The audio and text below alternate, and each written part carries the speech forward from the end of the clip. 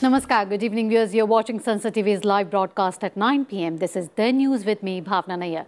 Over the next 30 minutes, we bring you a roundup of all national and international news that you need to know. Here are the top 5 headlines we are tracking this hour.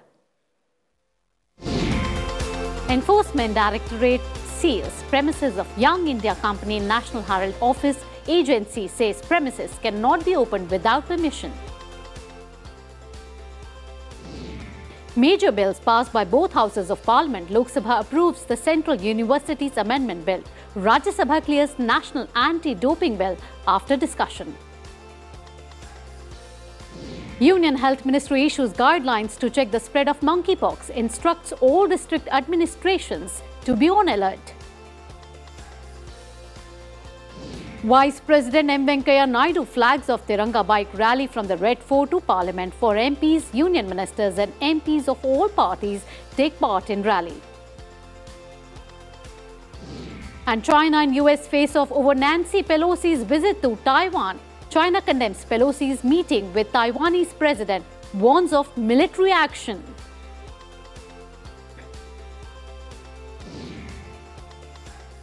And after the main headlines, let us now look at some other important news of the day. India has recognized more than 75,000 startups, a milestone coinciding with the 75th year of independence, says government. Apex body needed to regulate freebies by political parties during elections, says Supreme Court, seeks suggestions on composition of expert body.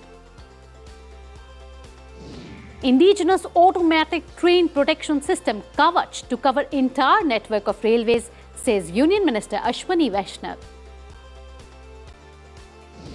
3-day Monetary Policy Committee meeting starts in Mumbai. Bi-monthly monetary policy to be announced on Friday.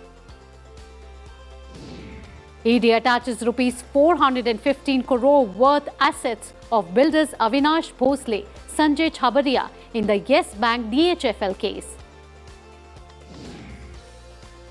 Railway records best ever July monthly freight loading of over 122 million tons, 8.25% growth over previous best figures in 2021. Union Cabinet approves enhanced climate targets in nationally determined contribution to be presented to UN Convention on Climate Change. Finance Ministry releases revenue deficit grant of 7,183 crore rupees to 14 states as per 15th Finance Commission recommendations. President of Maldives Ibrahim Mohammed Soleh arrives in Mumbai on a 2-day visit. And senior diplomat Ruchira Kamboj takes charge as India's new permanent representative to UN.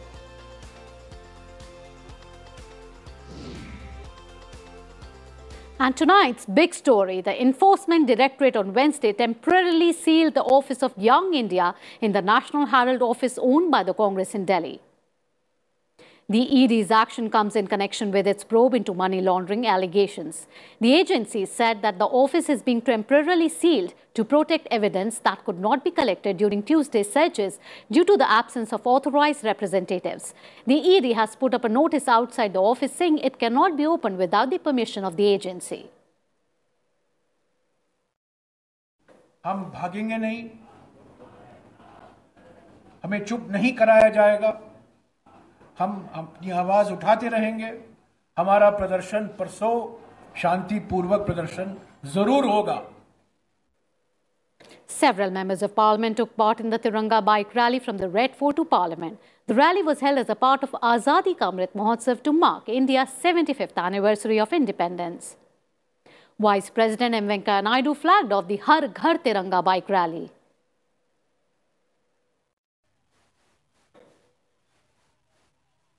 Tribute we can really pay to them. We proudly hoist our national flag, reflect on our national values, recount tales of bravery and social harmony from our freedom struggle. Apart from many union ministers, many MPs and general public also took part in the rally. देखेंगे तो आज सभी युवक हमारे काफ़ी citizens यहाँ पे आए हैं और हर घर तिरंगा को लेके बहुत उत्साहपूर्ण वातावरण है। देश की आज़ादी में जिन लोगों ने अपना सर्वस्व न्यौछावर किया, वही वीर और वीरांगनाएं हमारी प्रेरणा बने और उनकी प्रेरणा से हम सब लोग शामिल होकर अपने कर्तव्य बोध से प्रेरित होकर देश की सेवा में लगे। 75वें वर्ष में जब 75 साल पूरे हो रहे हैं, उसके अंदर अपने उन लोगों को याद करें जिनके कारण झंडा फहराया जा रहा है। Moving ahead, the Union Cabinet meeting chaired by the Prime Minister Narendra Modi approved the updated nationally determined contribution of India. That will be communicated to the United Nations Climate Change Framework Convention. It seeks to enhance India's contribution towards strengthening global action to combat climate change under the Paris Agreement. The efforts will also help India move forward on the path of reducing greenhouse gas emissions.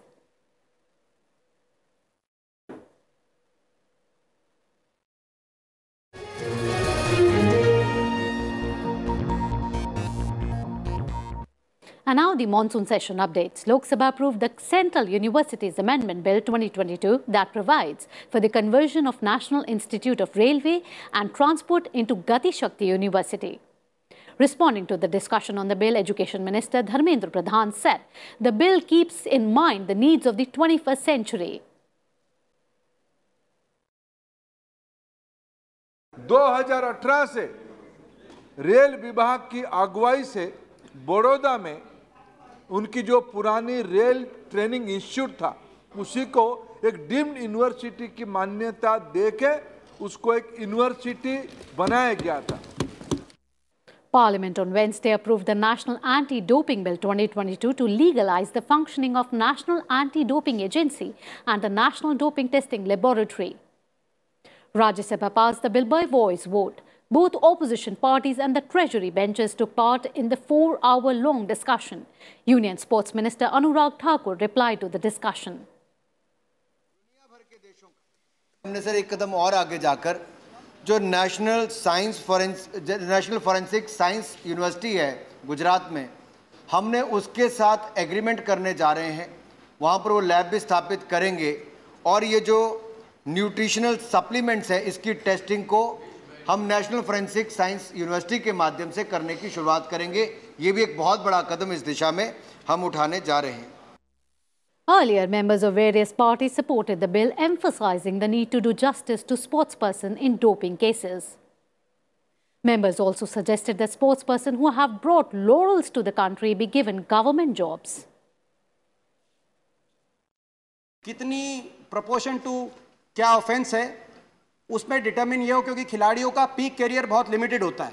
ये पूरी power हम दे दिए जाएं और unlimited power दे दिया जाए, जिसमें कोई गाइडलाइंस ना हो कि वो कुछ भी कर सकते हैं उनको, तो कहीं ना कहीं उसमें कुछ स्पेसिफिक आप जरूर उसमें वो बात लाएं। We need to have immediate and special attention to this sector. This is the time to become self-reliant, and in those terms, I strongly suggest that sports science, sports medicine and coaching should come under the scheme of our beloved Prime Minister, Sri Narendra Modi ji's dream project, Atma Nirbhar Bharat. After the Parliament updates, now let's move on to the stories that are making news in the nation. Suresh and Patel took oath as the Central Vigilance Commissioner in the presence of President Draupadi Murmu at a ceremony held at Rashtrapati Bhavan. President Draupadi Murmu met with Chief of Army Staff General Manoj Pandey and Chief of Air Staff Air Chief Marshal V.R. Chaudhary at Rashtrapati Bhavan. Bahujan Samaj Party announced its support to NDA candidate Jagdeep Dhankar in the upcoming vice presidential election. The Jharkhand Mukti Morcha and Aam Aadmi Party have announced support for the opposition candidate Margaret Alva in the election. 9 MLAs in West Bengal, including Babul Supriyo, took oath as minister after a cabinet reshuffle of Mamata Banerjee government. Governor administered the oath at the Raj Bhavan. A 3-day meeting of the RBI began in Mumbai in the presence of Bank Governor Shaktikant Das and other members of the Monetary Policy Committee. Shaktikant Das will announce policy decisions on August 5 in front of the nation. The services sector has slowed down pace in July. The government said this is due to the competitive pressures, high inflation and unfavorable weather impacting the demand. About 7 crore 70 lakh pages of revenue records and more than 5 lakh maps have been digitized in Jammu and Kashmir. The administration said the efforts are aimed at bringing transparency in land-related matters. 17,135 new COVID-19 cases have been reported in a day. However, the number of patients under treatment has come down to 1,37,057. Moving ahead, the centre has reduced the windfall profit tax on diesel exports and abolished the tax on aircraft fuel exports. However, it has increased the duty on domestically produced crude oil. The tax on diesel exports has been reduced from Rs 11 to Rs 5 per litre. Zero tax on export of petrol will also continue. This is the second time in the last few weeks that the tax has been cut. Amid rising cases of monkeypox in the country, the Health Ministry released a list of do's and don'ts to check the spread of the pandemic. The ministry said infection can result from long or repeated contact with an infected person. It suggested that infected people should be kept away from others. It also recommended the use of hand sanitizers, washing hands with soap and water, wearing masks and gloves to avoid the disease. The ministry also suggested avoiding sharing handkerchiefs, bedding, clothing, towels and other items with infected people. The ministry, however, said there is no need to discriminate between infected and suspected patients and not to believe rumors or false information. Slipping into a short break here, coming up, Sri Lanka President unveils 25-year national policy to revive economy. Thanks India and Prime Minister Modi for giving beleaguered economy a breath of life. All this and much more after the short break. You stay tuned to Sansad TV for more news.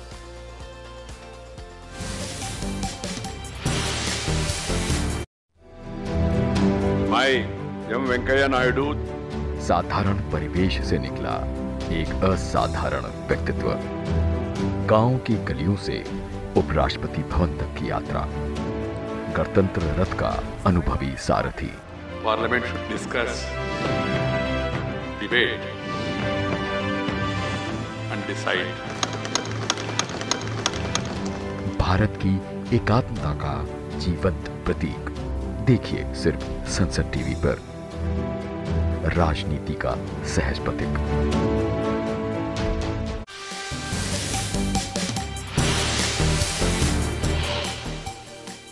Welcome back after the break. You're watching the news and time now for all the big developments from the Russia-Ukraine war front.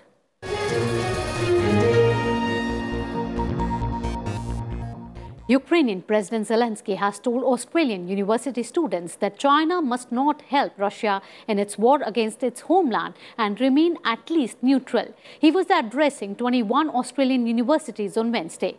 Questioned by a student about China's stance, Zelensky said he would prefer Beijing join countries including that have condemned the Russian invasion that began in February. Russian Foreign Minister Sergei Lavrov met with his Myanmar counterpart and other top officials shortly after his arrival in the capital Naypyidaw on Wednesday. Lavrov said Russia and Myanmar have a very solid foundation for building up cooperation in a wide range of areas. Lavrov is expected to next travel to Cambodia to take part in the ASEAN meeting. The foreign ministers of China and Russia have supported Myanmar's military regime. The Ukrainian military has received nearly $20 million from donor countries to purchase surveillance drones. Ukraine displayed some of the hardware at an airport on the outskirts of Kyiv ahead of its deployment to the front line. Earlier this month, the Ukrainian authorities launched a new fundraising campaign called Army of Drones to buy and repair drones and train operators. Russia claims that its forces attacked a temporary military camp at the southern Ukrainian city of Nikolaev and killed up to 250 foreign mercenaries. Russian Defense Minister Sergei Shoigu said that in recent military operations, Russian forces destroyed 6 US-made high-mobility artillery rocket systems and over 200 supporting rockets, as well as 33 US-made M777 howitzers and 5 Harpoons anti-ship missile systems.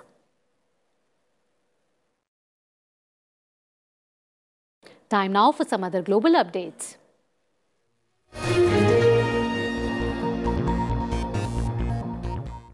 U.S. House Speaker Nancy Pelosi met leaders of Taiwan on Wednesday despite warnings from China. Pelosi asserted that she and other members of her Congress delegation are showing they will not abandon their commitment to self-governing island.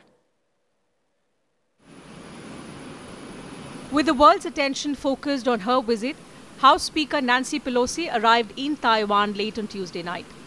Coming in the backdrop of China's clear warning to the US not to play with fire on Taiwan, Pelosi addressed Beijing's threats on Wednesday morning.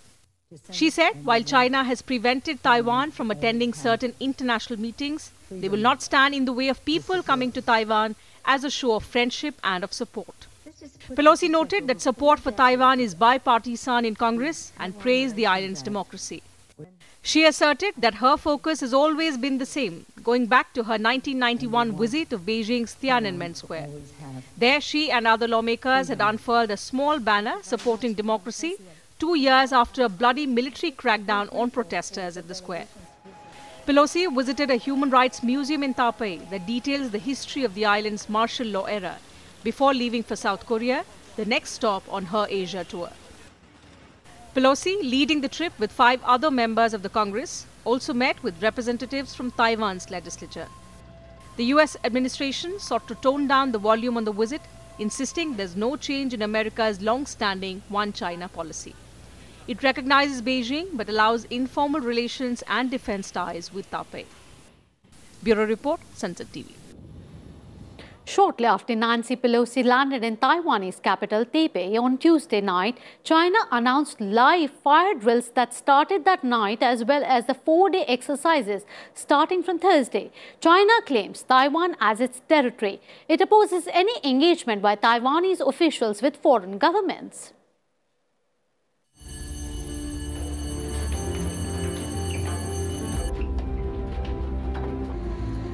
Ahead of Nancy Pelosi's touchdown in Taipei, China announced multiple military exercises around the island. The People's Liberation Army Air Force also flew a contingent of 21 warplanes on Tuesday night, including fighter jets, toward Taiwan. Taiwan decried the planned actions, saying that the act equals to sealing off Taiwan by air and sea. The Chinese military exercises, including live fire, are to start on Thursday.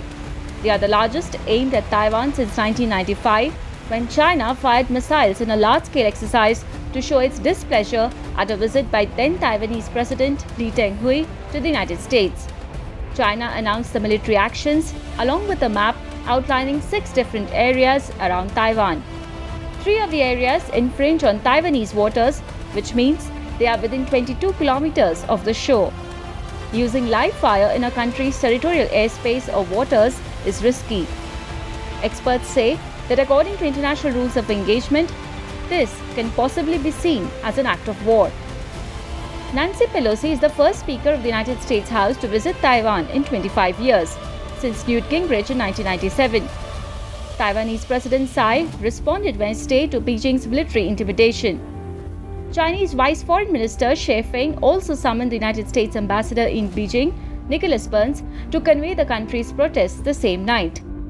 Chinese state broadcaster CCTV published images of PLA drills and video on Wednesday, although it was unclear where they were being conducted. Bureau Report, Sansad TV. Now let's take a look of stories from around the globe. ASEAN foreign ministers gathered for a plenary session on Wednesday in Cambodia. Cambodian Prime Minister Hun Sen addressed the summit criticizing the executions of political prisoners by military regime in Myanmar. The 10-member bloc has been pushing for Myanmar to adhere to a 5-point peace consensus it agreed to last year. Commanding General of the U.S. Army Pacific, Charles Flynn, pledged to uphold a free and open Indo-Pacific after presiding over the opening ceremony of a joint military drill with Indonesia. The exercise, named Super Garud Shield, is the biggest military training exercise hosted by the two countries. 5,000 troops from 14 countries, including Australia, Japan and South Korea, are taking part in the exercise. The United Nations and other nations have reiterated their support for the One China principle in response to Nancy Pelosi's visit to Taiwan. UN Secretary General's office said on the Taiwan issue, the UN is guided by General Assembly Resolution 2758 from 1971. Apart from UN, the Russia, Iran, Syria, Palestine and Nicaragua have also made statements.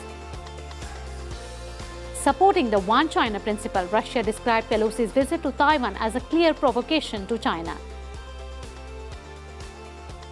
The US Senate is voting on admitting Finland and Sweden into NATO. 30 NATO members signed an accession protocol for Finland and Sweden, allowing them to join the nuclear-armed alliance once parliaments ratify the decision. If successful, this will be the most significant expansion of the alliance since the 1990s. Moscow has repeatedly warned both countries against joining NATO. The Croatian coastal town of Vodis is under the threat of being engulfed by a wildfire. Thick, dark smoke and high flames rose above forest near the town as another wave of wildfires hit the country. Police blocked the roads as 3 active fires were raging in the area. Airplanes assisted with the firefighting operation by tanking water from the bay to help douse the flames. Firefighters believe that 3 fires started within 5 minutes of each other.